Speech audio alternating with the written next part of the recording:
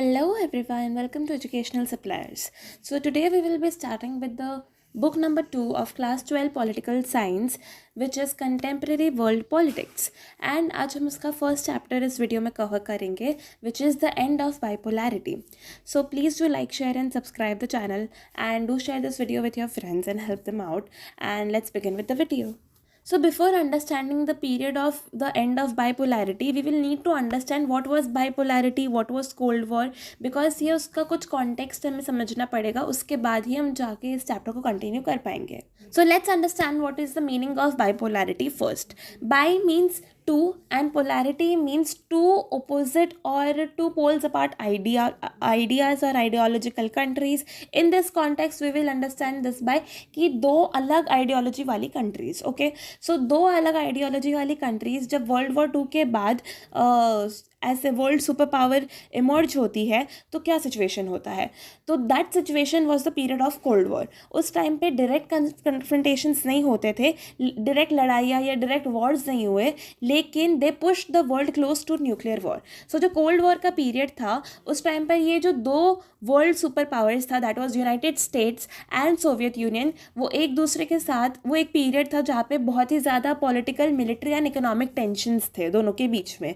And उन्होंने as such कोई लड़ाई नहीं की, बट उस टाइम पे ऐसा माहौल क्रिएट हो गया था कि कौन सा बेस्ट सुपर पावर है या वर्ल्ड का कौन सा बेस्ट सुपर पावर है, एंड उस चीज़ को लेके बहुत ज़्यादा टेंशन्स चल रहे थे.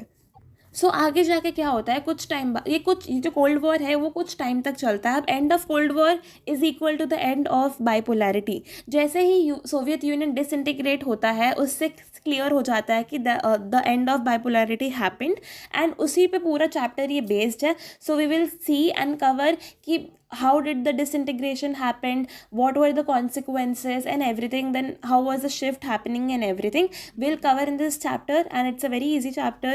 I'll provide the notes in the description box below so that you can access them. So let's move to the chapter.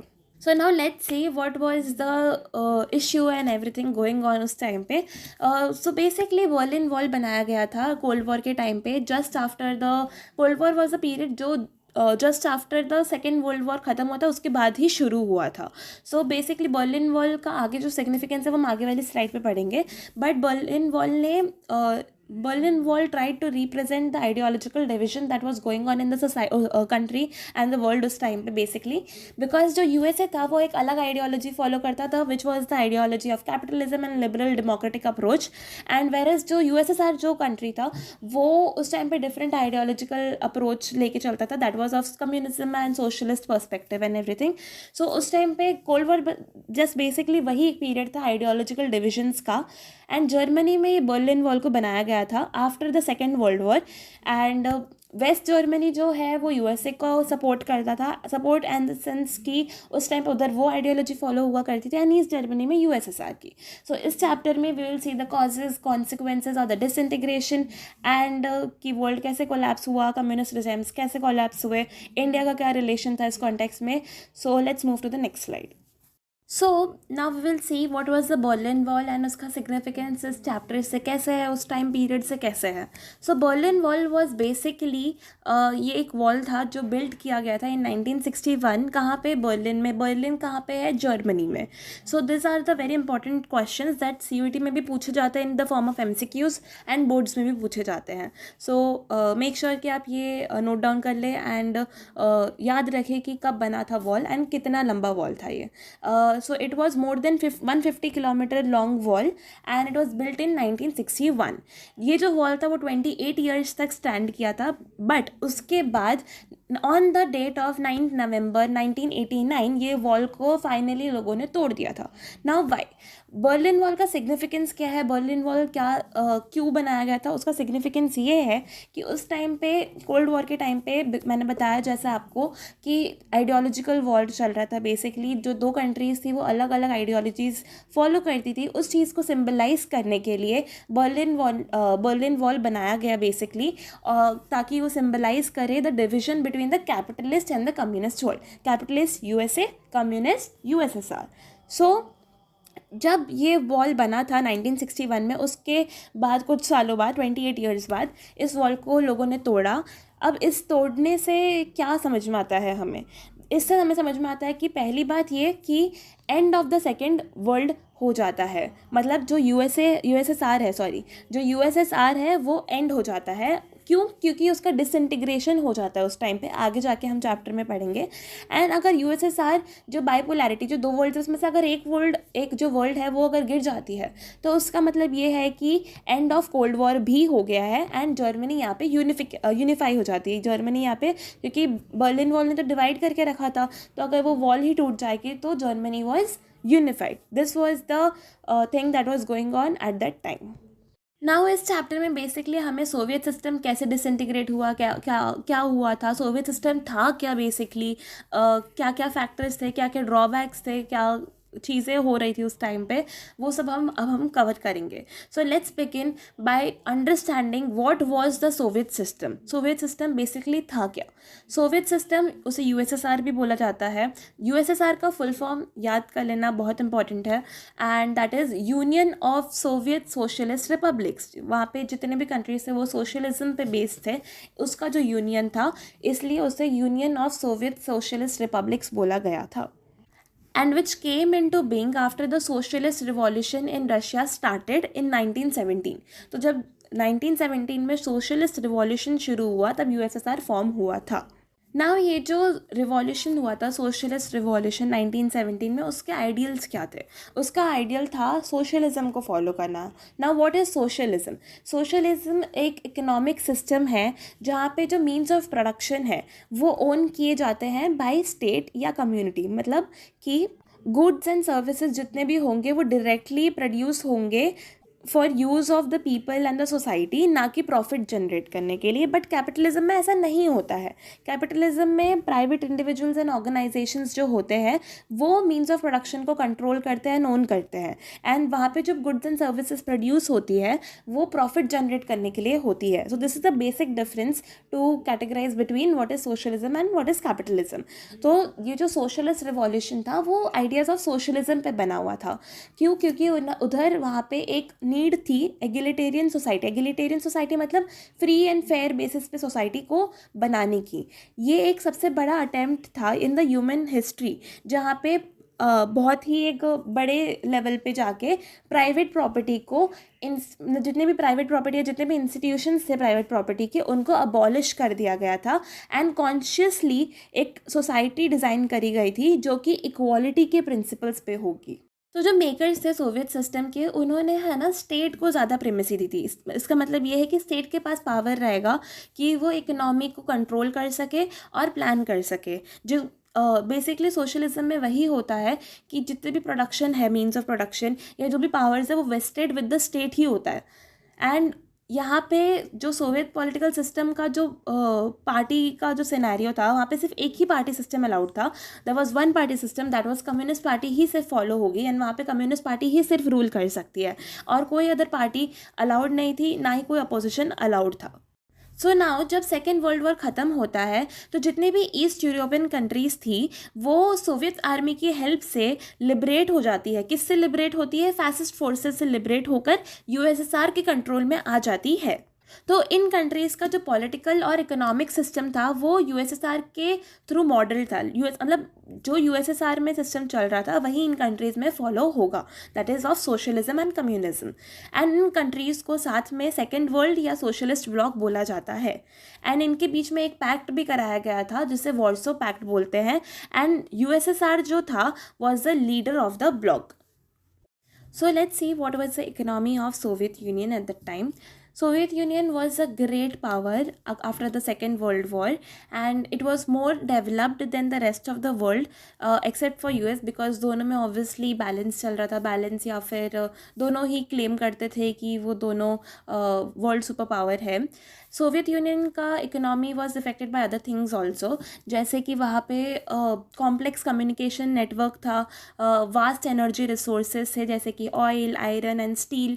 यहाँ पे इन सब का प्रोडक्शन भी होता था, machinery production and everything. Transport sector जो था वो रिमोटेस्ट एरिया तक, मतलब गांव तक या फिर छोटे एरियाज तक भी कनेक्ट करता था, मतलब इतनी एफिशिएंट ट्रांसपोर्ट नेटवर्किंग थी उधर।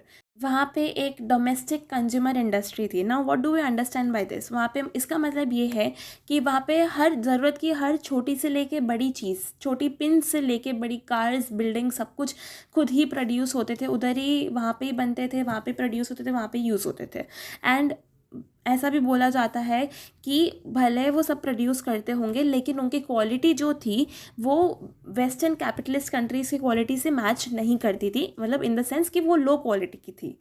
सो सोवियत स्टेट जो है वो भी इंश्योर करती थी कि लोगों को एक मिनिमम स्टैंडर्ड ऑफ लिविंग मिले, जिसके लिए गवर्नमेंट सब्सिडाइज्ड बेसिक जो भी नेसेसिटीज़ होती थी वो बेसिक नेसेसिटीज़ को सब्सिडाइज्ड फॉर्म में अवेलेबल कराती थी इन द मार्केट, चाहे वो हेल्थ के रिलेटेड हो, चाहे वो एजुकेशन के रिलेटेड हो, चाहे वो चाइल्ड केयर के रिलेटेड हो, या और भी बहुत सारे वो अदर वेलफेयर स्कीम्स भी रिलीज़ करती थी। वहाँ पे जो मेजर या प्रीडोमिनेंट फॉर्म ऑफ ओनरशिप था was the state ownership, and जितने भी लैंड या प्रोडक्टिव एसेट्स थे वो ओन एंड कंट्रोल किए जाते थे बाय द सोवियत स्टेट। सो जो सोवियत सिस्टम था उसका जो डिसइंटीग्रेशन हुआ था उसके कुछ और भी कारण थे, जिनमें से एक कारण था सोवियत सिस्टम का ड्रॉबैक। उसके जो फॉल्ट्स थे, उसके जो ड्रॉबैक्स थे in the political and economic system, वो भी एक मेजर रीज़न एडअप करता है in the disintegration of the USSR. So let's have a look at those drawbacks.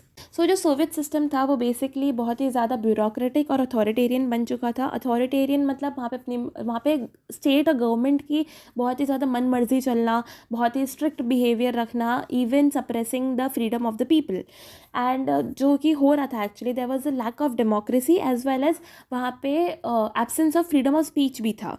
And वहाँ पे जो इंस्टीट्यूशंस थे सोवियत स्टेट के, उधर there was a need for reform as well.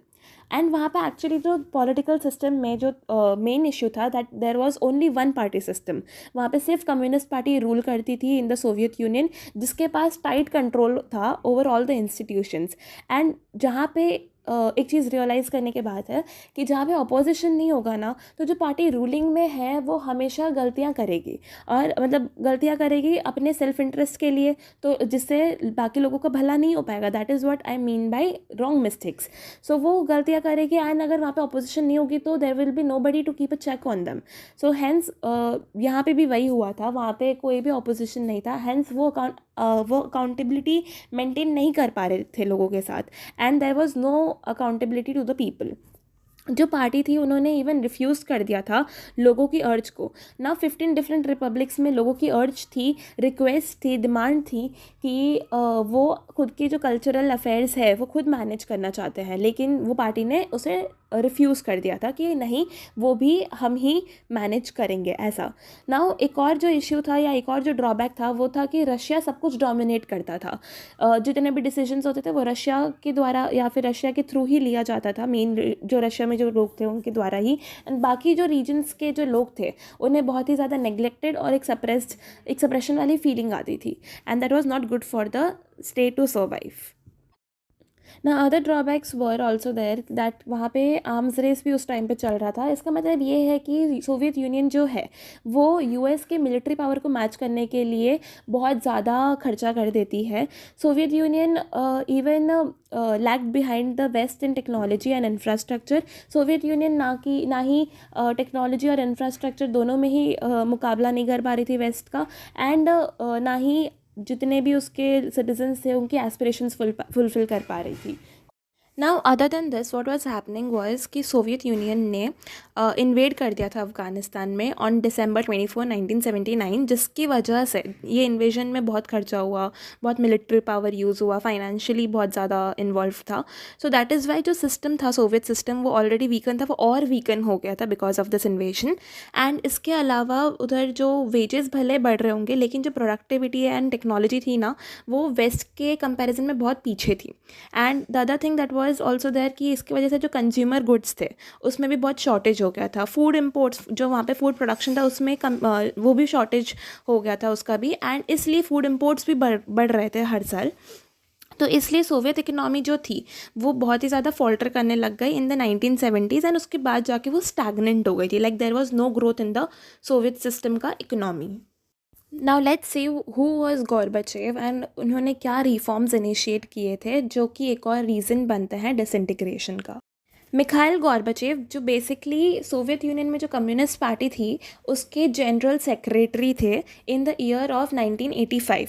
उन्होंने कुछ रिफॉर्म्स इनिशिएट किए थे जिसकी वजह से वो जो डिसइंटीग्रेशन का प्रोसेस है यूएसआर का वो और ज़्यादा एस्केलेट हो गया था, मतलब लाइक बहुत ज़्यादा फास्ट हो गया था प्रोसेस, बिकॉज उसका जो इम्पैक्ट था वो बहुत ही अनप्रडिक्टेबल, या फिर जो उन्होंने सोचा था कि इसके ये रिजल्ट्स होंगे लेकिन वैसा नहीं हुआ था, उसके ऑपोजिट कुछ इम्पैक्ट निकले थे एंड उसका आउटकम कुछ और था। सो ये रिफॉर्म्स मिखाइल गॉर्बाचेव के हिसाब से बहुत ज़्यादा इम्पॉर्टेंट थे ताकि यूएसएसआर को वेस्ट की जो टेक्नोलॉजी है और बाकी जितने भी अपग्रेडेशंस है वेस्टर्न टेक्नोलॉजी के हिसाब से, इंफॉर्मेशन एंड टेक्नोलॉजी के हिसाब से उसके बैलेंस में रखा जाए या फिर उससे और बेहतर कर दिया जाए उनके कंपैरिजन में। तो जो गॉर्बाचेव के जो एफ़र्ट्स थे, उन्होंने क्या एफ़र्ट्स डाले, उनका रिवॉल्यूशन में जो मेन गोल जो था ताकि वो नॉर्मलाइज कर सके रिलेशंस और डेमोक्रेटाइज कर दे पूरे सोवियत यूनियन को, जिसके जो कॉन्सिक्वेंसेस थे वो बहुत ही अनफोर्सीन थे। लोग जो थे ईस्ट यूरोपियन कंट्रीज़ में वो सोवियत ब्लॉक के पार्ट थे एंड उन्होंने प्रोटेस्ट करना शुरू कर दिया था। रिफॉर्म्स का जो इम्पैक्ट था वो एक और ये था कि उन्होंने प्रोटेस्ट करना शुरू कर दिया था खुद की गवर्नमेंट के ख़िलाफ़ ना। यहाँ पे दिक्कत कहाँ पे आती है, दिक्कत ये आती है कि गॉर्बाचेव ने जो रिफॉर्म्स इनिशिएट किए थे कि वो नॉर्मलाइज करेंगे रिलेशन यूएसए के साथ, तो वो लोगों को बहुत बड़ा एक धक्का जैसा लगा। क्यों लगा? क्योंकि आज तक तो वो बताते आ रहे थे कि यूएसए से हम बेहतर है, यूएसए ऐसा है वैसा है, उसकी बुराई करते आ रहे थे। अचानक से दुश्मन को दोस्त बनाने की बात करने पर वहाँ के लोग भड़क गए थे। एंड दूसरा था कि डेमोक्रेटाइज करेंगे। डेमोक्रेटाइज से लोग क्यों भड़के? क्योंकि वहाँ पे अभी तक कम्युनिज्म फॉलो हो रहा था, जिसका मतलब है कि वहाँ पे सोशलिज्म और कम्युनिज्म आइडियोलॉजी थी जहाँ पे एक ही पार्टी रूल कर सकती थी, लेकिन अब तो तुम डेमोक्रेसी ला रहे हो।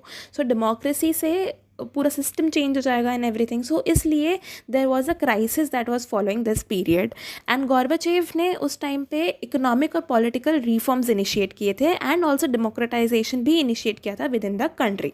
नाउ रिफॉर्म्स जो थे वो दो रिफॉर्म्स थे एंड ये जो रिफॉर्म्स थे वो कम्युनिस्ट पार्टी इन रिफॉर्म्स को बहुत अपोज कर रहे थे बिकॉज ऑब्वियसली उनके अगेंस्ट जा रही थी, उनकी पार्टी की आइडियोलॉजीज़ के अगेंस्ट जाके ये रिफॉर्म्स इनिशिएट किए गए थे। तो दो रिफॉर्म्स थे, पहला था पेरेस्ट्रोकिया एंड दूसरा था glasnost. This is also one of the most important question जो बोर्ड एग्जाम्स एंड सीयूटी में पूछा जाता है। So you should know the name कि कौन से दो रिफॉर्म्स थे एंड उनका मीनिंग क्या है एट द लीस्ट। सो पेरेस्ट्रोकिया मतलब रीस्ट्रक्चरिंग एंड ग्लासनोस्ट मतलब ओपननेस।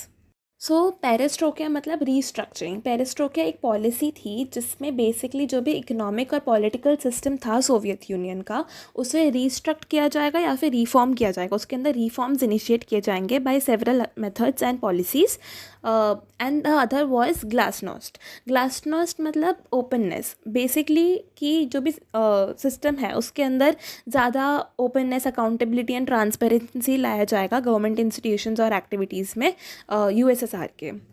सो ये जो रिफॉर्म्स इनिशिएट किए गए थे उसके कुछ इम्पैक्ट हुए थे लोगों पे, उसके वजह से उसका जो रिएक्शन है, बिकॉज हर एक्शन का कोई ना कोई रिएक्शन तो निकलेगा।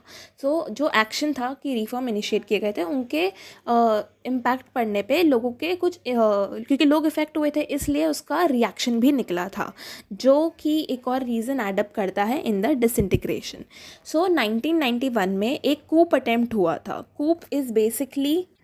Coup is basically like a sudden and a violent and unlawful seizure of power from a government and वो हुआ था 1991 में। तो ये कूप उस टाइम पे किया किसने था? ये किया था कम्युनिस्ट पार्टी के हार्डलाइनर्स ने, जो कम्युनिस्ट पार्टी के एकदम कोर मेंबर्स जो होते हैं, जो फॉलो करते हैं, एकदम टॉप पे रहते हैं जो कम्युनिस्ट पार्टी के, उन्होंने ये कूप अटेम्प्ट किया था।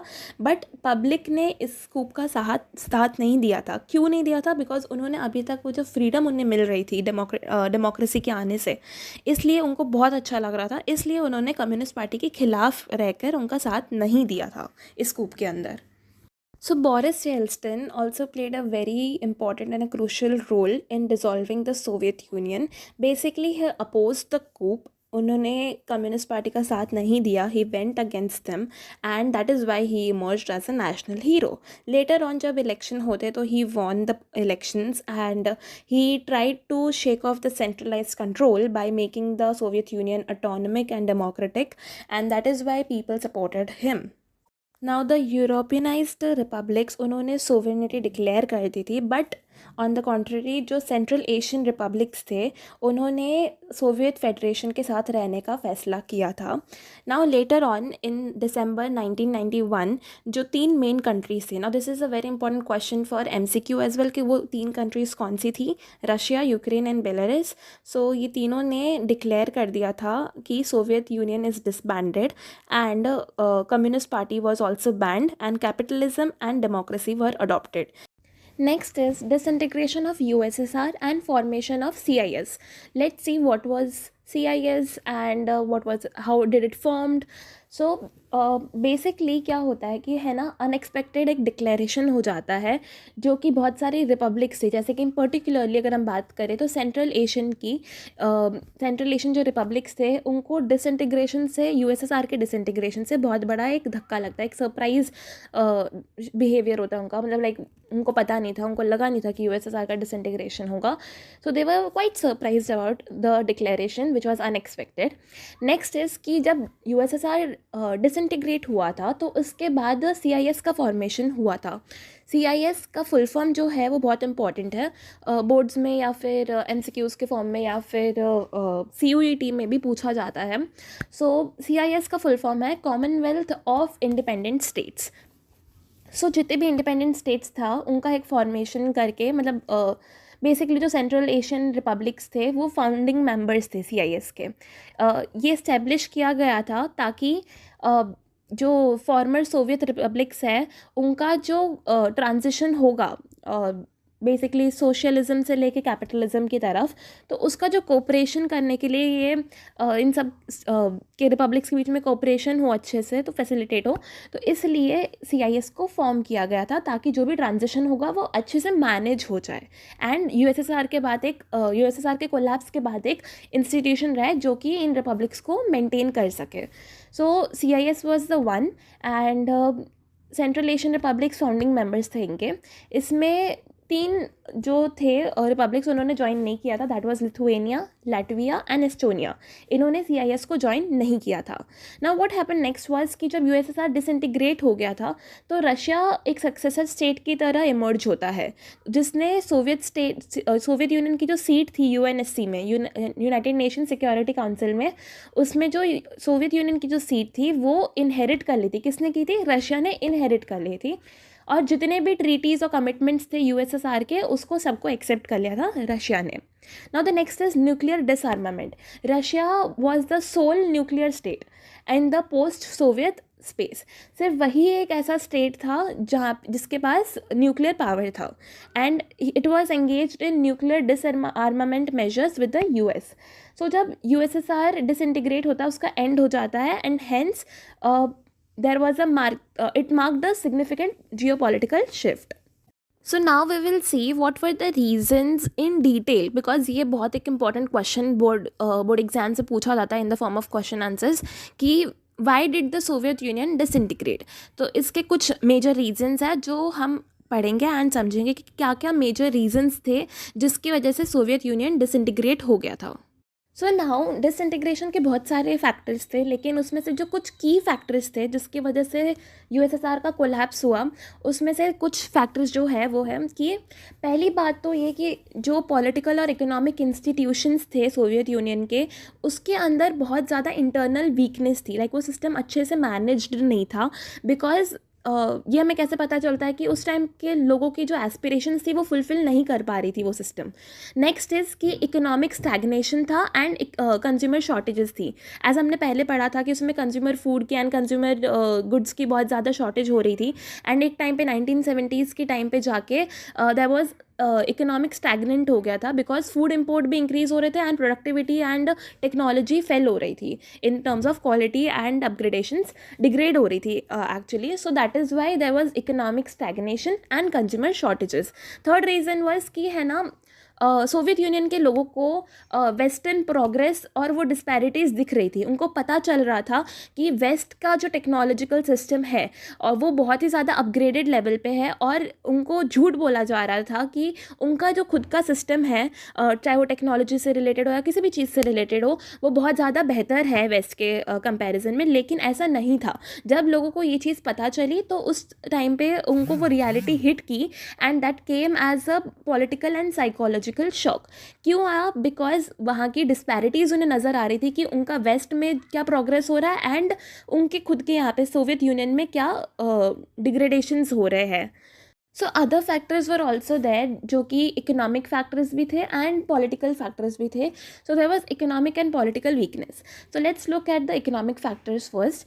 तो वहाँ पे जो सोवियत यूनियन की जो गवर्नमेंट थी वो ज़्यादा इन्वेस्ट कर रही थी, मतलब कुछ ज़्यादा ही ओवर इन्वेस्टमेंट हो रहा था in nuclear and military, but उससे लोगों का ज़्यादा डायरेक्ट भला नहीं हो पा रहा था, क्योंकि लोगों की जो फूड को लेके या फिर किसी और चीज़ को लेके जो एस्पिरेशंस थी वो फुलफ़िल नहीं हो रही थी, बट न्यूक्लियर और मिलिट्री पे बहुत ज़्यादा खर्चा हो रहा था।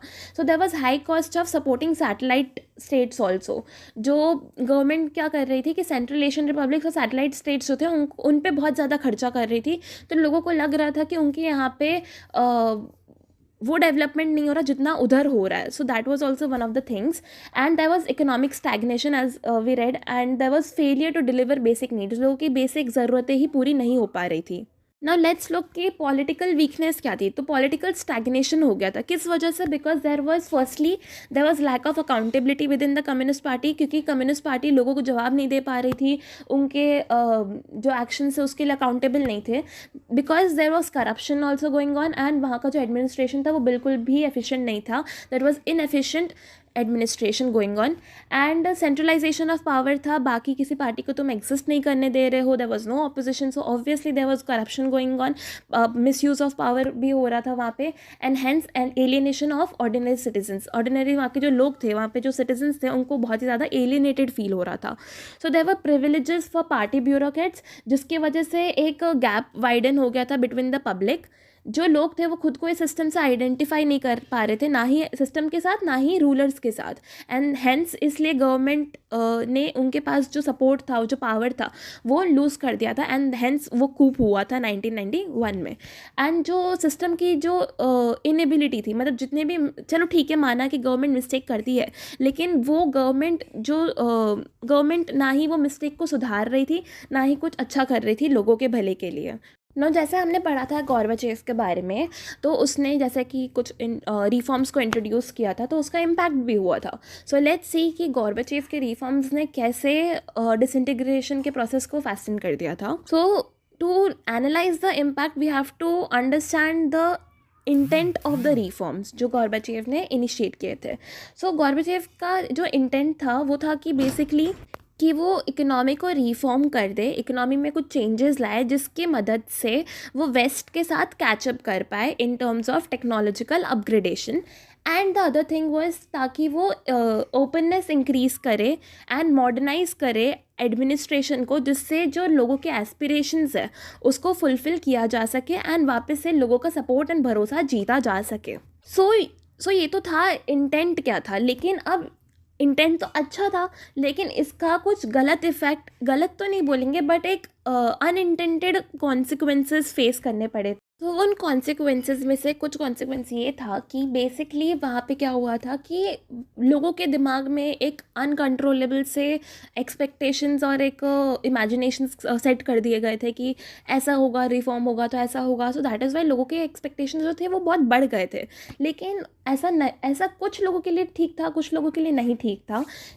बिकॉज जो रिफॉर्मिस्ट थे, जो रिफॉर्म चाहते थे, उनके हिसाब से जो रिफॉर्म का जो इम्प्लिकेशन था, वो प्रोसेस वो बहुत स्लो था, एंड इसलिए वो डिसअपॉइंट हो गए थे, एंड क्योंकि वो बहुत ही ज़्यादा इम्पेशेंट थे उसके मेथड्स के साथ।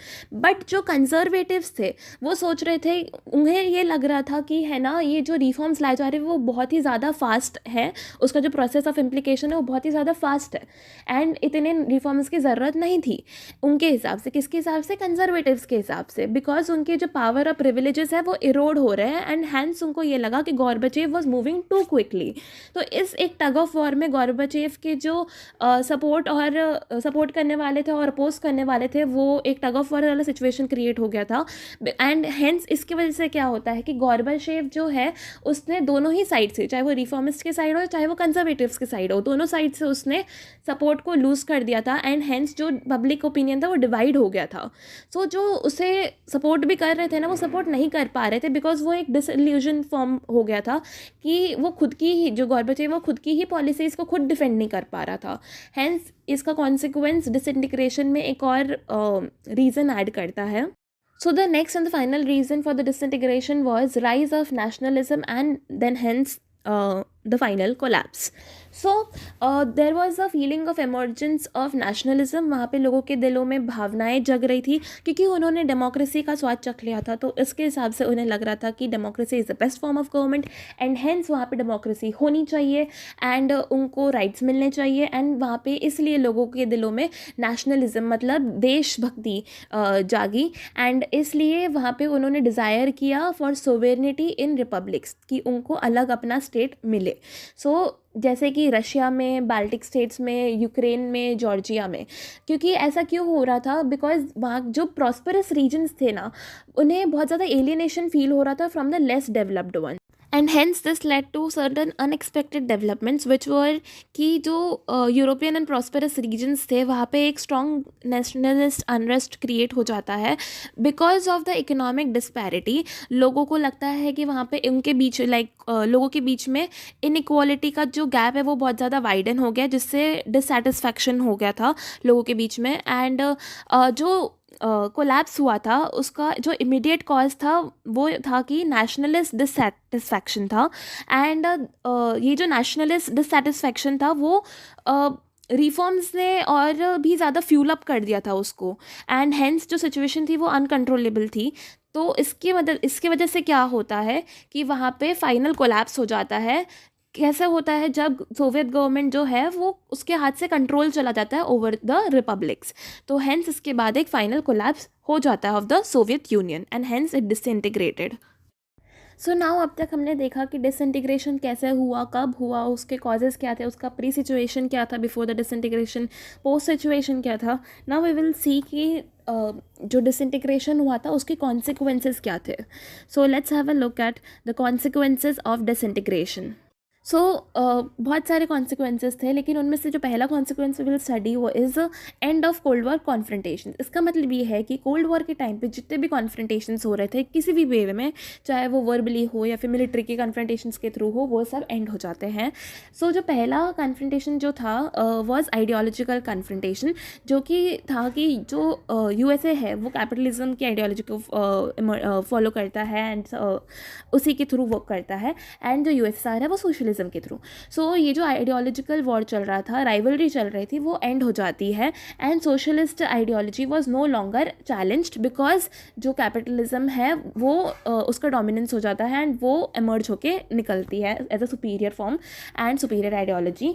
नेक्स्ट इज की जो मिलिट्री कन्फ्रंटेशंस है वो एंड हो जाते हैं, एंड जो आर्म्स रेस चल रहा था इतने टाइम से, जो न्यूक्लियर वेपन्स का एक्यूमुलेशन हो रहा था, वो अब they were like no longer justified. So basically military confrontations भी एंड हो जाते हैं दोनों ब्लॉक के. एंड जो थर्ड है कि जो एफर्ट्स बनाए जा रहे थे, एफर्ट्स किए जा रहे थे ताकि ये जो आर्म्स पे फोकस करने के बजाय अब हम डिसआर्मामेंट पे फोकस करें, and hence there was a opportunity for greater global cooperation. So now the next consequence is change in power relations in world politics. इससे हम क्या समझते हैं? जब कोल्ड वॉर हो रहा था तब there were 2 world super powers, that was USA and USSR.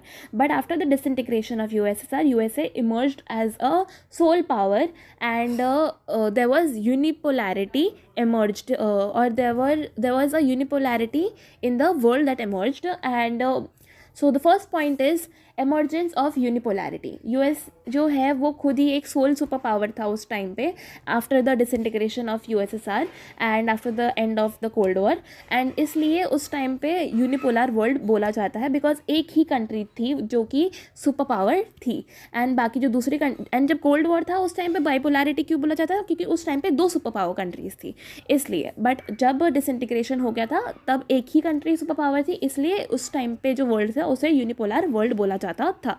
And unipolar world में किसका डोमिनेंस था, यूएसए का था। सो इसलिए उस कंट्री की जो आइडियोलॉजी होगी वही उस टाइम पे डोमिनेंट प्रिवेल करेगी, that was the ideology of capitalism, and hence that brings a second point, that is dominance of capitalism. So there was dominance of capitalism. इसका मतलब ये है कि जो कैपिटलिस्ट इकोनॉमी है, जिसका मतलब है कि प्राइवेटाइजेशन होगा, फ्री ट्रेड होगा, एंड हेंस कैपिटलिस्ट इकोनॉमी को डोमिनेंट फॉर्म माना गया इन द ग्लोबल सिस्टम। इसका मतलब ये है कि जो ग्लोबल फाइनेंशियल इंस्टीट्यूशंस है जैसे कि वर्ल्ड बैंक और आईएमएफ, उन्होंने बहुत ही ज़्यादा इंपॉर्टेंस इस टाइम पे गेन किया था, बिकॉज इन्होंने जो डिसइंटीग्रेशन हुआ था यूएसएसआर का, उस टाइम पे बहुत मदद की थी यूएसएसआर को स्टेबल एंड वापस से रीबूस्ट करने में इकोनॉमी को, and hence that was it for the second point. And next point is the rise of liberal democracy. Now as USA की जो मेन आइडियोलॉजी थी डेमोक्रेसी की बेसिस पे इन द पॉलिटिकल सिस्टम में अगर हम काउंट करते हैं, because capitalism is related to economic system and जो लिबरल डेमोक्रेसी है that is related to political system. तो liberal democracy was widely accepted form, because obviously USA ने सुपर पावर की तरह यूनिपोलर वर्ल्ड में अपनी एक जगह बना ली थी, and there were many former जो सोशलिस्ट स्टेट्स थे उनका ट्रांजिशन होने लग गया था डेमोक्रेसी के तरफ। नेक्स्ट पॉइंट इज और the next consequence of disintegration is emergence of new countries. तो उस टाइम पे डिसइंटीग्रेशन के बाद बहुत सारे नए स्टेट्स इमर्ज हो रहे थे सोवियत यूनियन के कोलैप्स के बाद, जैसे कि Russia, Ukraine and Baltic states. So इन्होंने अपने हिसाब से अपनी अपनी इंडिपेंडेंट एस्पिरेशंस के हिसाब से अलग अलग पॉलिसीज़ क्रिएट की। जो बाल्टिक और ईस्टर्न यूरोपियन स्टेट्स थे उनकी जो पॉलिसीज़ थी वो अलाइन थी नेटो और यू के तरह, यू के साइड पे उनकी जो पॉलिसीज़ थी वो अलाइन थी। लेकिन जो सेंट्रल एशियन रिपब्लिक्स थे उन्होंने ये चाहा कि वो अपने जो रिश्ते हैं, जो अपने रिलेशंस है वो रशिया के साथ अच्छे रखते हुए वेस्ट और चाइना, मतलब यूएसए और चाइना के साथ भी अच्छे बनाए, और बाकी जितने भी ग्लोबल प्लेयर्स इमर्ज हो रहे हैं उनके साथ भी अच्छे बनाए। Now this is the very important concept that we are going to learn now and understand, that is shock therapy, because shock therapy से related questions often पूछे जाते हैं in the board exams as well as in CUET. So the topic is shock therapy in post communist regimes. So shock therapy से हम क्या समझते हैं? shock therapy basically therapy is a transition मतलब कि अगर आपके साथ कुछ बुरा हो रहा है आपकी लाइफ में, लाइक अगर पर्सनली हम थेरेपी को समझे, therapy tries to bring change in the person or anything which is related to it, but वो एक change लाना चाहता है. So shock therapy is something which was not expected but was a consequence of something.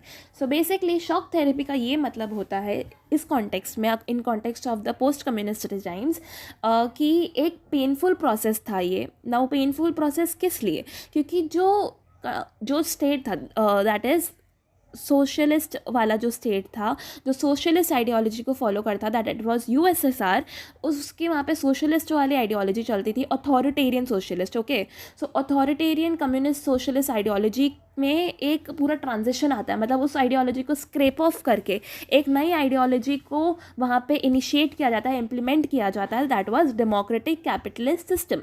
So that was a पूरा ideology को, वहाँ के लोगों को एक पूरा नया आइडियोलॉजी को आपने इंट्रोड्यूस कर दिया. तो इसलिए this was a very painful and a shocking process and hence the name is shock therapy, because इस टाइम पे एक बहुत ही ज़्यादा एक ट्रॉमेटिक, एक पेनफुल एक ट्रांजिशन होता है in the political and economic system of the USSR. So ये जो ट्रांसफॉर्मेशन था, ये जो ट्रांजिशन था towards the democratic capitalist system, ये इन्फ्लुएंस किया गया था by the World Bank and IMF. And कहाँ पे हुआ था? Russia, Central Asia and East Europe में.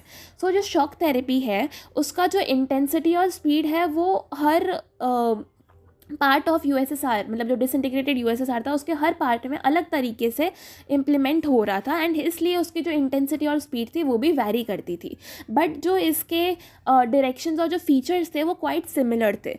Now we will look at the जो भी फीचर्स थे वो कैसे सिमिलर थे, वो क्या क्या फीचर्स थे in the next slide.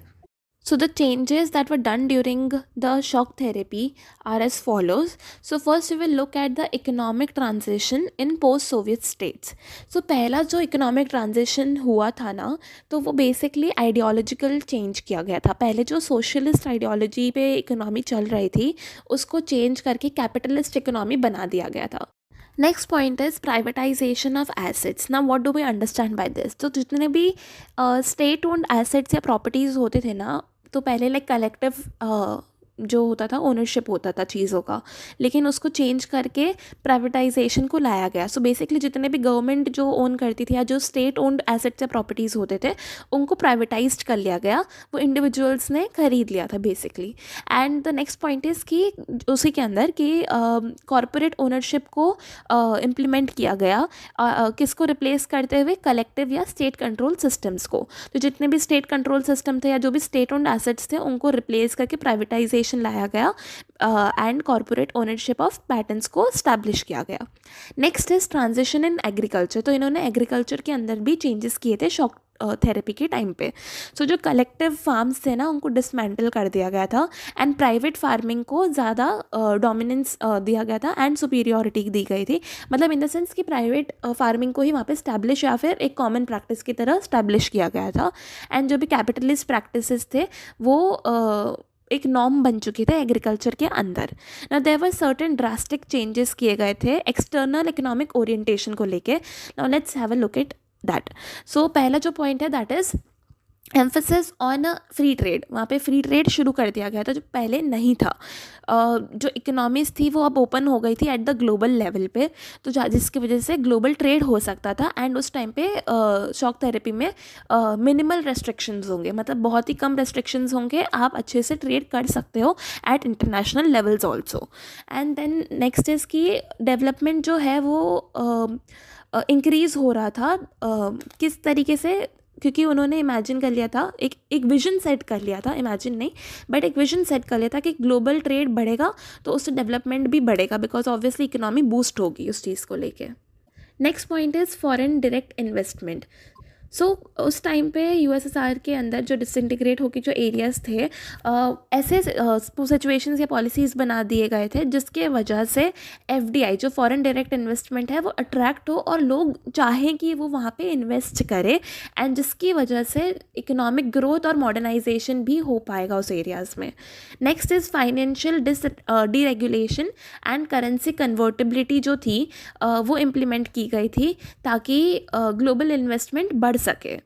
Next point is economic openness. So economies को एम्ब्रेस करने के लिए, फॉरेन इन्वेस्टमेंट को बढ़ाने के लिए एंड कैपिटल इन्फ्लोज को बढ़ाने के लिए वहाँ पे बहुत सारे चेंजेस लाए गए थे इकोनॉमिक सिचुएशन में, ताकि वो जो सिस्टम है वो बहुत ही ज़्यादा ओपन हो, ट्रांसपेरेंट हो, अकाउंटेबल हो एंड लोग चाहे कि वो इन्वेस्ट करें उस एरिया में. फाइनली जो ट्रांजिशन था that also involve a breakup of the existing trade alliances among the countries of the Soviet block. So Soviet block के अंदर भी पहले से कुछ ट्रेड पैक्ट्स या ट्रेड अलाइंसेस बने हुए थे. तो ये ट्रांजिशन आने की वजह से ना वो ट्रेड जो अलाइंसेस थे ना वो भी टूट गए. So each state from this bloc was now linked directly to the west. अब ये आपस में लिंक्ड नहीं है, अब ये सिर्फ डायरेक्टली वेस्ट के साथ लिंक्ड है. एंड जो वेस्टर्न कैपिटलिस्ट स्टेट्स थे वो अब इस चीज़ के अंदर लीडर बन गए थे एंड गाइड एंड कंट्रोल कर रहे थे इस एरिया इस रीजन के डेवलपमेंट को through various agencies and organisations. ना अब हमने देखा जैसे कि क्या क्या चेंजेस किए गए थे शॉक थेरेपी के टाइम पे. ना वी विल सी उन चेंजेस का उन एरियाज़ पे क्या असर पड़ता है, उसके क्या कॉन्सिक्वेंसेस थे. So let's have a look at consequences of shock therapy. So कुछ इकोनॉमिक प्रॉब्लम्स भी हुए थे which is one of the consequences of shock therapy. Now let's have a look at those economic problems. पहला point है कि collapse of industries. So जैसा हमने पढ़ा पहले वाली स्लाइड पे कि जो भी स्टेट ओन्ड एसेट्स थे या फिर प्रॉपर्टीज़ थे उनको प्राइवेटाइज्ड कर दिया गया था, एंड जो ओनरशिप था उसको कॉरपोरेट ओनरशिप पैटर्न्स में रिप्लेस कर दिया गया था, जो कि पहले था स्टेट कंट्रोल सिस्टम, बट अभी वो कॉरपोरेट हो गया था बिकॉज सब कुछ प्राइवेटाइज करना था उनको. सो इस रीस्ट्रक्चरिंग की वजह से ना जितने भी मोस्टली 90% ऑफ जो स्टेट कंट्रोल्ड इंडस्ट्रीज थी रशिया में वो प्राइवेटाइज्ड हो गई. एंड प्राइवेटाइज मतलब कैसे होगी कि उन्हें बेचा गया होगा. सो उस टाइम पे इसे सबसे बड़ा लार्जेस्ट गैराज सेल बोला जाता है हिस्ट्री का, क्योंकि इस टाइम पे क्या हुआ था ना, जो वैल्यूएबल इंडस्ट्रीज़ थी, मतलब जो महंगी महंगी इंडस्ट्रीज़ भी थी ना, उसको एकदम सस्ते भाव में, मतलब ऐसे थ्रो अवे प्राइसेस पे उन्हें बेच दिया गया था ताकि लोग कमा सके ना. हुआ क्या था कि जो सिटीजन्स है उन्हें ना वाउचर्स दिए गए थे इस सेल्स में पार्टिसिपेट करने के लिए, लेकिन उस टाइम पे हालात बहुत ख़राब थे, इसलिए सिटीजन्स जो थे उन्होंने वाउचर्स को ब्लैक मार्केट में बेचने के लिए शुरू कर दिया था, बिकॉज उन्हें पैसे की बहुत ज़्यादा ज़रूरत हो गई थी. नेक्स्ट जो इकोनॉमिक प्रॉब्लम थी वो थी करेंसी डिवैल्यूएशन एंड इन्फ्लेशन. उस टाइम पे क्या हो गया था कि रशिया की जो इकोनॉमी है बेसिकली रूबल, तो रशियन रूबल जो था वो डिक्लाइन होने लग गई थी, उसकी जो वैल्यू है वो बहुत डिक्लाइन हो गई थी, एंड महंगाई भी बहुत ज़्यादा बढ़ गई थी. इन्फ्लेशन इज़ महंगाई, तो जो रेट ऑफ इन्फ्लेशन मतलब चीज़ें बहुत महंगी हो गई थी, तो अगर करेंसी के दाम गिर रहे हैं और इन्फ्लेशन हो रहा है तो that was a very much difficult time for them. So that is Y जो रेट ऑफ इन्फ्लेशन था ना वो बहुत ज़्यादा था. इवन उसमें है ना लोगों ने अपनी सारी सेविंग्स लगा दी थी, तब भी उनके लिए रहना बहुत मुश्किल हो गया था उस टाइम पीरियड पे. Next is food insecurity. So पहले जो हुआ करता था before the shock therapy, before the system was started, उससे पहले क्या हुआ था कि उस टाइम पे पहले कलेक्टिव फार्म सिस्टम हुआ करता था, मतलब सब कलेक्टिवली ग्रो करते थे, कलेक्टिव प्रॉफिट होता था बिकॉज सोशलिज्म आइडियोलॉजी थी. लेकिन अब प्राइवेटिज्म आने के चक्कर में जो कैपिटलिस्ट आइडियोलॉजी आई तो सब उसमें प्रॉफिट देखते हैं. सो दैट इज़ वाई जब ये सिस्टम कोलैप्स हुआ था, कलेक्टिव फार्म सिस्टम कोलैप्स हुआ था, तब उस टाइम पे बहुत ज़्यादा फूड शॉर्टेजेस हो गए थे, क्योंकि सब कुछ बहुत महंगा हो रहा था, एंड प्राइवेटाइजेशन में तो और भी चीज़ें महंगी हो जाती है. सो दैट इज़ वाई इस टाइम पे बहुत ज़्यादा फूड इनसिक्योरिटी थी. नेक्स्ट इज़ कि रशिया जो है उसने बहुत ज़्यादा फूड इंपोर्ट करना शुरू कर दिया था. एंड क्यों कर रहा था, क्योंकि that was losing its self sufficiency in agriculture, उतना प्रोडक्शन हो नहीं पा रहा था. And to sustain the food जो क्वान्टिटी है ऑफ द कंट्री उस टाइम पे, इसलिए उन्हें रशिया को इम्पोर्ट करना पड़ा फूड बाहर से, जिसकी वजह से क्या हुआ कि इंपोर्ट इंक्रीज़ हुआ तो फिर उन पे और ज़्यादा कर्जा भी आता गया. And then there was next is की डिक्लाइन इन जीडीपी. रशिया की जो रियल जीडीपी, बिकॉज प्रोडक्टिविटी नहीं हो रही है, टेक्नोलॉजिकल एडवांसमेंट नहीं हो रहा है, सब कुछ प्राइवेटाइज होते जा रहा है, सब कुछ महंगा होते जा रहा है, करेंसी की वैल्यू डिक्लाइन हो रही है.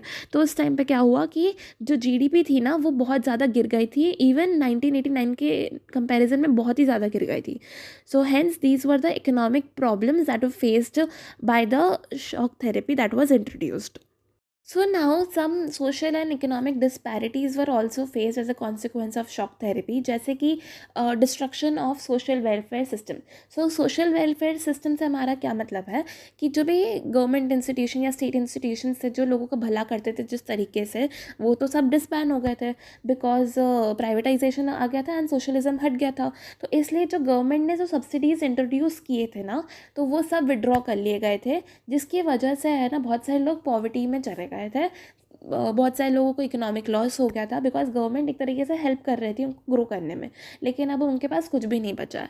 सो जो मिडिल क्लास थी वो भी मार्जिनलाइज हो गई थी, एंड जो इंटेलेक्चुअल टैलेंट था, जो बहुत ही ज़्यादा एकेडमिकली इम्प्रूव्ड या सक्सेसफुल लोग होते हैं, तो उनको भी डिसइंटीग्रेट होना पड़ा या माइग्रेट होना पड़ा ताकि वो अपनी लाइफ को सस्टेन कर सकें. Next is emergence of economic inequalities.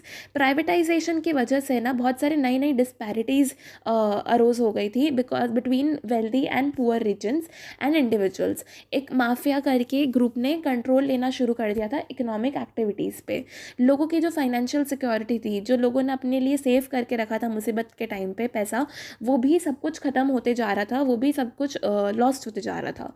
इसकी वजह से क्या हुआ कि पॉवर्टी और इंक्रीज़ हो गई across the region. Post Soviet state जैसे कि स्पेशली रशिया की अगर हम बात करें तो वो वहाँ पे है ना, जैसे कि अगर हम देखें तो जो रीजन्स होते हैं वो डिवाइड हो गए थे कि ये रिच का एरिया है या पुअर का एरिया है। तो उधर वो इकोनॉमिक के बेसिस पे, फाइनेंशियल स्टेटस के बेसिस पे रीजन्स में डिवाइड होना शुरू हो गए थे। So these were the social and economic disparities which were the consequences of shock therapy. So the next consequence of shock therapy was weak democratic institutions. इससे मतलब हम ये समझते हैं कि जिस तरीके से इकोनॉमिक ट्रांसफॉर्म किया जा रहा था, इकोनॉमी को ट्रांसफॉर्म किया जा रहा था, उस तरीके से डेमोक्रेटाइज या फिर डेमोक्रेटिक जो इंस्टीट्यूशंस हैं उनका कंस्ट्रक्शन नहीं हो पा रहा था। ये मैं इसलिए बोल रही हूँ क्योंकि हमारे पास एक एग्जाम्पल है नेक्स्ट लाइन में लिया हुआ कि वहाँ पे जो प्रेसिडेंट्स है ना वो बहुत ही स्ट्रॉन्ग एग्जीक्यूटिव पावर के साथ उनको इस्टेब्लिश किया जा रहा था, जिसके वजह से जो पार्लियामेंट्स है ना वो बहुत ज़्यादा वीकन हो गए थे ना। कुछ एग्जाम्पल्स भी है जहाँ पे है ना अथॉरिटेरियनिज़म बहुत ज़्यादा हो गया था, जैसे कि सेंट्रल एशिया में।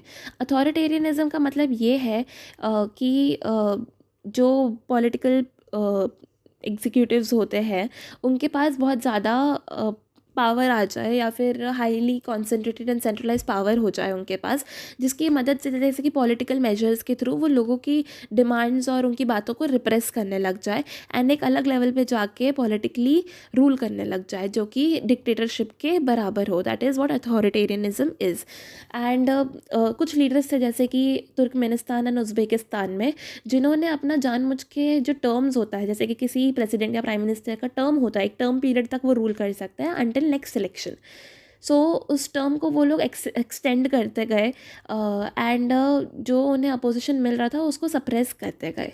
जो जुडिशियल इंडिपेंडेंस होना चाहिए था ना वो नहीं दिया जा रहा था, या वो नहीं था, वैसे जजेस या फिर अपॉइंट नहीं हो रहे थे, या वैसे रूल्स एंड रेगुलेशन नहीं बनाए गए थे, एंड एक डेमोक्रेटिक कल्चर भी इस्टेब्लिश नहीं कर पा रहे थे वो लोग प्रॉपरली।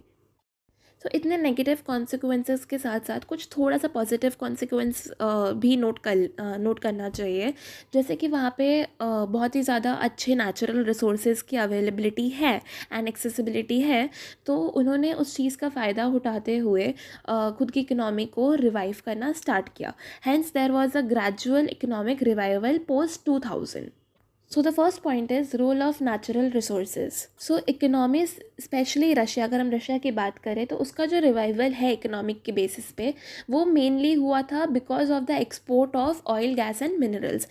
रशिया ने लाइक बहुत अच्छे लेवल पे जाके ऑयल, गैस और मिनरल्स का एक्सपोर्ट करना शुरू कर दिया था, जिसकी वजह से उसका इकोनॉमिक रिवाइवल शुरू हो गया था। एंड कंट्रीज़ नेक्स्ट, जैसे कि कुछ कंट्रीज़ जैसे कि Azerbaijan, Kazakhstan, Turkmenistan and Uzbekistan, ये बहुत ज़्यादा बड़े एक लेवल पे जाके ऑयल एंड गैस प्रोड्यूसर्स बन गए थे। क्योंकि यहाँ पे इनके पास एक नेचुरल रिसोर्स की बहुत ज़्यादा अच्छी खासी अमाउंट में एक्सेसिबिलिटी एंड अवेलेबिलिटी दोनों थी, तो उन्हें इन नेचुरल रिसोर्सेज का फ़ायदा उठाते हुए एक्सपोर्ट करना शुरू कर दिया था। एंड बाकी कंट्रीज़ जो थी उन्होंने ऑयल पाइपलाइंस के थ्रू बेनिफिट किया। इसके थ्रू कैसे बेनिफिट किया? सो जो ऑयल पाइपलाइंस होती है ना वो टेरिटरीज़ के थ्रू क्रॉस होते हुए बनती है। सो जहाँ जहाँ जिस टेरिटरी में ऑयल पाइपलाइंस जा रही थी ना उनका वो लोग ने रेंट लेना शुरू कर दिया था, जिसकी वजह से उनका इकोनॉमिक रिवाइवल होना शुरू हो गया था। Next point is restart of manufacturing. तो at some degree industrial recovery भी शुरू हो गया था। बेसिकली एक जो इंडस्ट्री में जो recovery I because of the manufacturing शुरू हो गया था, उन्होंने खुद से वापस से चीज़ें बनाना शुरू कर दिया था। That awkward somewhere between 2000s. So these were some of the consequences of shock therapy. So post-Soviet state में after the disintegration there were certain tensions and conflicts that were still going on related to separation or related to becoming independent. So let's have a look at those secessionist movements in Russia. So what are secessionist movements basically? So secession in Russia typically refers to state secession, which is the withdrawal of one or more states from the Republic of Russia. So these secessionist movements advocate for the claim that a population within a state is a nation and that they have the right to form its own nation state. So ऐसा ही एक case हुआ था Russia के अंदर, that was between Chechnya and Dagestan. So यहाँ पे बहुत ही ज़्यादा वायलेंट लेवल पे जाके सेक्सेशनिस्ट मूवमेंट्स हुए थे, इनडिस्क्रिमिनेट बॉम्बिंग्स हुई थी, जिसके वजह से है ना बहुत सारे ह्यूमन राइट्स होते हैं उनको भी वायलेट करके इतना ज़्यादा क्रूअल्टी की गई थी, इतने ज़्यादा ब्रूटल लेवल पे जाके बॉम्बिंग्स एंड एवरीथिंग हो रहे थे। एंड स्टिल वहाँ पे है ना इंडिपेंडेंस के लिए लोग एस्पायर कर रहे थे। Next is of civil wars and sectarian conflict जो कि सेंट्रल एशिया में हो रहे थे। सो सेंट्रल एशिया में कुछ एरियाज़ है जैसे कि तजाकिस्तान, जॉर्जिया, वहाँ पे है ना कुछ सिविल वॉर्स के रिलेटेड एंड कुछ सेक्टेरियन कॉन्फ्लिक्ट्स हो रहे थे। So let's have a look at them. Tajikistan में एक सिविल वॉर 10 साल तक लास्ट किया था जो कि जाके ख़त्म हुआ था 2001 में। एंड ये जो रीजन है वहाँ पे बहुत ही ज़्यादा सेक्टेरियन कॉन्फ्लिक्ट्स होते हैं ना। What are sectarian conflicts? So, sectarian conflicts usually refers to violent conflict along religious or political lines. It is particularly a form of communal violence which is inspired by sectarianism, that is discrimination, hatred or prejudice between different sects of a particular mode of an ideology or different sects of a religion within a nation or community. Next case is of Georgia जहाँ पे है ना independence की demand की जा रही थी from 2 provinces, जिसकी वजह से जाके है ना आगे जाके सिविल वॉर हो जाता है। एंड इन सब civil wars and sectarian conflicts की वजह से है ना बहुत ही ज़्यादा पॉलिटिकल इंस्टेबिलिटी भी आती है, जैसे कि एंटी रिजाइम मूवमेंट्स होने लग गए थे यूक्रेन, किर्गिस्तान एंड जॉर्जिया में। वाटर डिस्प्यूट हो रहे थे कंट्रीज़ के बीच में एंड प्रोविंसेस के बीच में, जो कि और भी ज़्यादा टेंशन को बढ़ा देते हैं। Next topic is related to resource competition in central Asia. तो सेंट्रल एशिया में बहुत अच्छे नेचुरल रिसोर्स के अवेलेबिलिटी के कारण वहाँ पे बहुत ज़्यादा कंपटीशन होते रहता है। एंड ये एरिया जो है सेंट्रल एशियन रिपब्लिक जो एरिया है वहाँ पे बहुत अच्छे अमाउंट में हाइड्रोकार्बन रिसोर्सेज अवेलेबल होते हैं, जिसकी मदद से अगर उसका यूज़ किया जाए तो बहुत ही अच्छे लेवल पे जाके इकोनॉमिक बेनिफिट भी हो सकता है। इसलिए जो सेंट्रल एशिया जो एरिया है वो एक जोन ऑफ कंपटीशन है between outside powers and oil companies as well. And hence इसीलिए सेंट्रल एशिया जो है वो एक इम्पॉर्टेंट प्लेस है for every country almost, because US जो है उसने पोस्ट 9/11 वहाँ पे मिलिट्री बेसिस के लिए एक रीजन बना लिया था। एंड उसके बदले में वो गवर्नमेंट को पैसे भी दे रहा था, लाइक पे भी कर रहा था ताकि वो बेस एक्सेस कर सके एंड एयर स्पेस भी यूज़ कर सके। ये तब की बात है जब अफ़गानिस्तान एंड इराक वॉर्स भी चल रहे थे। एंड रशिया के लिए ये इम्पोर्टेंट क्यों है? क्योंकि सेंट्रल एशिया एक नियर अब्रॉड है, पास का एरिया भी है एंड उससे रिश्ते बनाना भी एक इम्पॉर्टेंट है उनके लिए। And it aims to maintain influence also उस पर। नाउ चाइना के लिए why it is important?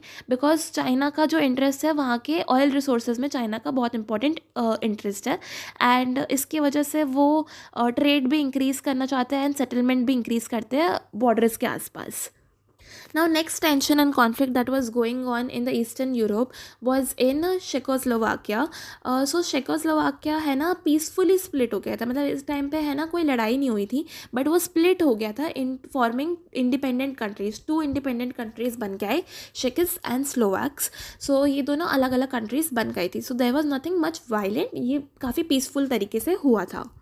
But जो सबसे मोस्ट सीवियर कॉन्फ्लिक्ट हुआ था ना वो बाल्कन रिपब्लिक्स ऑफ यूगोस्लाविया में हुआ था। सो आफ्टर 1991 जब ये ब्रोक अपार्ट हो गया था अलग अलग प्रोविंसेस में, तब बहुत ज़्यादा एक कॉन्फ्लिक्ट का पीरियड चल रहा था क्योंकि सब ने इंडिपेंडेंस डिक्लेयर कर दिया था ना। वो कौन से प्रोविंसेस थे? वो 4 प्रोविंसेस थे, Croatia, Slovenia, Bosnia and Herzegovina. So these are important names that can might and might not come into board exams and CUET के MCQs में पूछा जाता है। ये एक आध कोई कंट्री का पूछ लेंगे कि कौन सी कंट्री किस पार्ट में डिवाइड हुई थी एंड एवरीथिंग, जैसे कि चेकोस्लोवाकिया का कौन से कंट्रीज़ में स्प्लिट हुआ था। And it's a very important part that you can learn and use it into your answer framing as well. So now we will look at, after all of these topics, that India और post communist countries के क्या relations थे। So India के relation सारे ही post communist countries के साथ बहुत अच्छे थे, लेकिन सबसे ज़्यादा जो अच्छा और प्रेशियस रिलेशन था ना, वो था रशिया के साथ। क्यों? क्योंकि इंडिया और रशिया ने एक दूसरे की बहुत ही मदद की थी जब उनके साथ कोई भी नहीं स्टैंड ले रहा था, एंड इसीलिए India's relationship with Russia are an important aspect of India's foreign policy. So first we will look at the historical and cultural ties, कि पुराने टाइम से कैसे रिलेशंस थे। सो इंडो रशियन रिलेशंस जो थे वो एक डीप रूटेड है, लाइक उनका जो हिस्ट्री है वो एक shared history of trust and common interest. दोनों के इंटरेस्ट बहुत सिमिलर और बहुत कॉमन है कई मैटर्स पे लेके। एंड बेसिकली क्या है ना कि इंडिया की जो कल्चरल आइकन्स है, राज कपूर एंड अमिताभ बच्चन, उनके मूवीज़, उनको खुद को, उन सेलिब्रिटीज़ को बहुत ज़्यादा सेलिब्रेट एंड अप्रिशिएट किया जाता है in Russia and neighbouring countries में, एंड जिससे पता चलता है कि कितना ज़्यादा प्यार है रशिया वालों को इंडिया के लिए एंड इंडिया वालों को रशिया के लिए। Next is strategic and diplomatic cooperation. So दोनों जो नेशन है वो एक कॉमन विजन को शेयर करते हैं, that is of a multipolar world, जहाँ पे एक कंट्री नहीं, या कि मतलब कि यूनिपोलर नहीं हो या फिर बाइपोलर वर्ल्ड नहीं हो, एक कंट्री या दो कंट्री रूल नहीं करे, बाकी सारी कंट्रीज़ अच्छे से रूल करे, सबका इक्वल कंट्रीब्यूशन हो, एंड एक एम्फसाइज करती है कलेक्टिव सिक्योरिटी पे, रीजनलिज्म पे, एंड चाहती है कि जो ग्लोबल इंस्टीट्यूशन है UN, वो बहुत ही अच्छे लेवल पे जाके स्ट्रेंथन हो जाए। एंड 2001 में एक उन्होंने, इंडिया और रशिया दोनों ने के एक अग्रीमेंट भी साइन किया था जिसे बोलते हैं 2001 इंडो रशियन स्ट्रैटेजिक अग्रीमेंट, जिसमें उन्होंने 80+ बायलैटरल अग्रीमेंट्स को साइन किया था जो कि अलग अलग फील्ड एंड अलग अलग सेक्टर से रिलेटेड थे। नेक्स्ट जो उनका रिलेशन है वो हम इकोनॉमिक और टेक्नोलॉजिकल पार्टनरशिप्स के बेसिस पे जज कर सकते हैं। दैट इज़ कि रशिया जो है इंडिया के लिए हमेशा एक इम्पॉर्टेंट, एक क्रूशियल पार्टनर बन के रहा है in terms of energy sector, चाहे उसने एनर्जी के मामले में, because by providing access to central Asian oil fields and adding India's nuclear energy.